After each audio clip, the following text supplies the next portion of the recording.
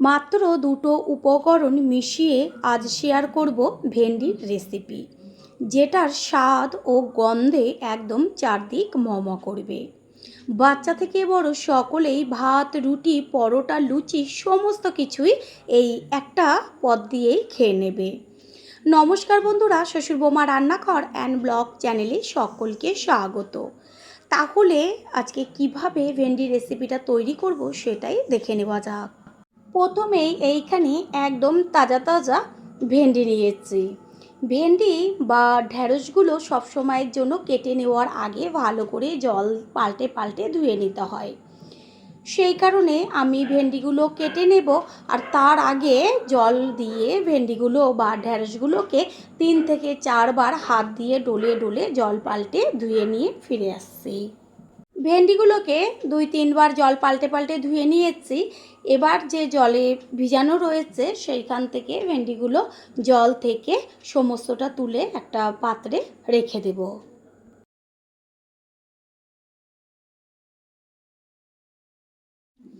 তারপর একটা ভেন্ডি নিয়ে মুখের দিকের কিছুটা অংশ কেটে বাদ দিয়ে দেব, আর ওই পাশেরও মুখের দিকের অংশটা কেটে বাদ দিয়ে দেব। বড় সাইজের ভেন্ডিগুলোকে আমি 3 টুকরো করব, আর মাঝারি সাইজের ভেন্ডিগুলোকে 2 টুকরো করব। আর যেগুলো একদম ছোট ছোট সেইগুলোকে সামনে আর পেছনের দিকের অংশটা কিছুটা বাদ দিয়ে গোটাই রাখতে হবে। এইভাবে সমস্ত ভেন্ডি বা ঢ্যাঁড়সগুলোকে কেটে নিয়ে ফিরে আসছি। যে কোনো সবজি আমরা যদি একটু ভিন্নভাবে রান্না করার চেষ্টা করি তাহলে প্রতিদিনের সবজির যে একঘেয়েমিটা সেটাও চলে যায়, আর স্বাদও হয় দুর্দান্ত। সকলেই পরিবারের চেটেপুটে খেয়ে নেয়। সমস্ত ভেন্ডিগুলোকে কেটে নিয়েছি। এবার আলুগুলোকে কেটে নেব। এইখানে আমি মাঝারি সাইজের 3টে আলু নিয়েছি। আলু একটা নিয়ে তার গায়ের থেকে খোসাগুলো সম্পূর্ণটা ছাড়িয়ে দিয়ে তারপর মাঝখান থেকে অর্ধেক করে টুকরো করে আবারও লম্বাভাবে 3 টুকরো করে নিয়ে এবার 2 টুকরো করে নেব। মোট একটা আলুকে 6 টুকরো করে নিতে হবে।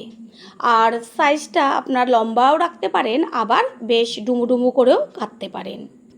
এইভাবে আলুগুলোকে কেটে নিয়ে তারপর ভালো করে জল দিয়ে ধুয়ে ফিরে আসছি। গ্যাসের ওভেনে কড়াইটা বসিয়ে দিয়ে দেব এইখানে কাঁচা মুগের ডাল। এইখানে আমি 3 চা চামচ পরিমাণ মুগের ডাল ব্যবহার করেছি, আর 2 চা চামচ পরিমাণ সাদা তিল দিয়ে দিলাম। মুগের ডাল আর সাদা তিল গ্যাসের ফ্লেম লোতে রেখে খুব ভালোভাবে ভেজে নিতে হবে।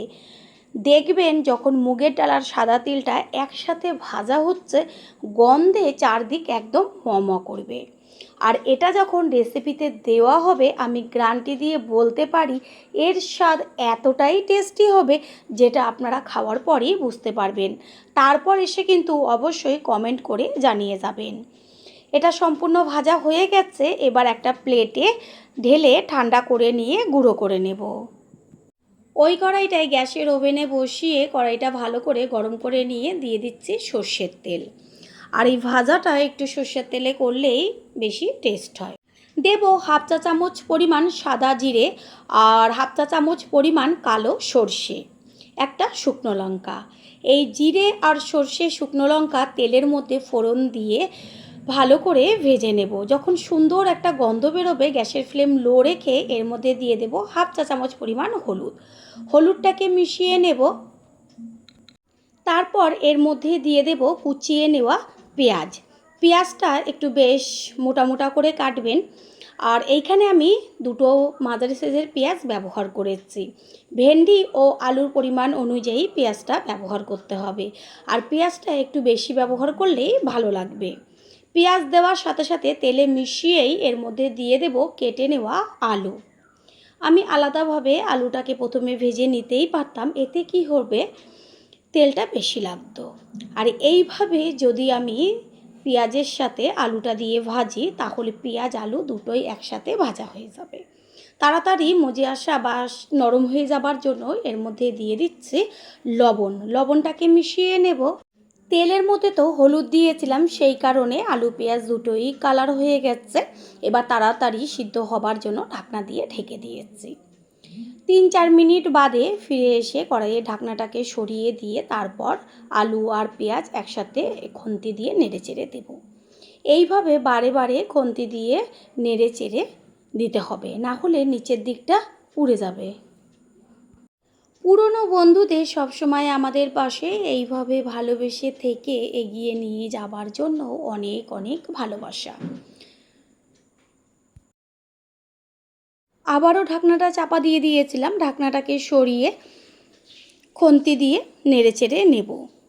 আলু অর্ধেকের বেশি সিদ্ধ হয়ে গেছে আর পেঁয়াজের গায়েও সুন্দর একটা কালার এসছে। এই পর্যায়ে এর মধ্যে দিয়ে দেব কেটে নেওয়া ভেন্ডিগুলোকে। যখন দেখবেন যে আলু অর্ধেক সিদ্ধ হয়েছে তারপরই ভেন্ডিটা দেবেন, না হলে আলু সিদ্ধ হতে হতে ভেন্ডিগুলো একদম নরম হয়ে যাবে।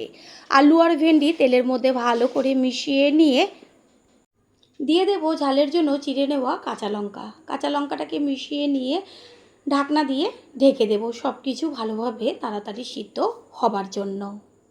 বন্ধুরা, আপনারা যেইখান থেকে ভিডিওটি দেখছেন অবশ্যই কমেন্টের মাধ্যমে জানাবেন। আপনাদের ধন্যবাদ জানাতে পারলে সত্যি আমরা ভীষণ ভীষণ আনন্দিত হব। এর মধ্যে দিয়ে দিচ্ছি ঢাকনাটা সরিয়ে 1 চা চামচ পরিমাণ জিরের গুঁড়ো, 1 চা চামচ পরিমাণ ধনের গুঁড়ো। জিরের গুঁড়ো আর ধনের গুঁড়োটা মিশিয়ে নিয়ে তারপরে ভেন্ডি আলুর সাথে একইভাবে ভাজা হতে থাকবে। কোনো রকম এখনো পর্যন্ত আমি রেসিপিটায় জল ব্যবহার করিনি। ঢাকনাটা চাপা দিয়ে দেব। ঠিক এইভাবে গ্যাসের ফ্লেম লো টু মিডিয়াম করে ঢাকনা চাপা দিয়ে দিয়ে রেসিপিটি তৈরি করতে হবে। প্রথমবার যারা আমাদের চ্যানেল ভিজিট করছেন তাদের আন্তরিক শুভেচ্ছা ও অনেক ভালোবাসা। আমাদের রেসিপিগুলো যদি ভালো লেগে থাকে সাবস্ক্রাইব করে দেওয়ার অনুরোধ রইল ও পাশে থাকা বেল আইকনে ক্লিক করলে পরবর্তী ভিডিওগুলো সবার আগে আপনাদের কাছেই পৌঁছে যাবে। কড়াইয়ের ঢাকনাটা সরিয়ে দিয়েছি আর খুন্তি দিয়ে একটু নেড়েচেড়ে নিতে হবে। আলু আর ভেন্ডি খুব সুন্দরভাবে সিদ্ধ হয়েছে। এখানে মুগের ডাল আর সাদা তিলটা আধখানা করে গুঁড়ো করে নিয়েছি। একদম সম্পূর্ণ মিহি গুঁড়ো করবেন না, তারপরে সম্পূর্ণটাই ভাজার উপরে ছড়িয়ে দেওয়া হলো। এবার মুগের ডাল আর সাদা তিলের গুঁড়োটাকে সবজির সাথে ভালো করে মিশিয়ে নিতে হবে। এই সময় এত সুন্দর একটা গন্ধ বেরোবে। আলু ভেন্ডি দুটোই তো খুব সুন্দরভাবে একদম ঝরঝরে একটা ভাজা হয়েছে, সিদ্ধও হয়ে গেছে। আর এটাকে মিশিয়ে নিয়েছি। এবার 2 থেকে 3 মিনিট মতন ঢাকনা চাপা দিয়ে রাখলেই ভাজা একদম কমপ্লিট হয়ে যাবে। 2-3 মিনিট বাদে ফিরে এসে ঢাকনাটাকে সরিয়ে দিয়েছি। সম্পূর্ণটা মিশিয়ে নেব আর এবার গ্যাসটা অফ করে দেব। তৈরি হয়ে গেল আজকের রেসিপি। আশা করি রেসিপিটি ভালো লাগলো, আর যদি ভালো লেগে থাকে একটা লাইক, কমেন্ট, পারলে একটা শেয়ার করে অবশ্যই জানাবেন। আপনাদের দেওয়া একটা লাইক ও লাইকের পাশে থাকা হাইপ আর একটা শেয়ার আমাদের কাছে অনেক অনেক গুরুত্বপূর্ণ। All friend, thanks for watching my video. আপনারা সকলে ভালো থাকবেন, সুস্থ থাকবেন। আবারও দেখা হবে অন্য কোনো রেসিপির এপিসোডে।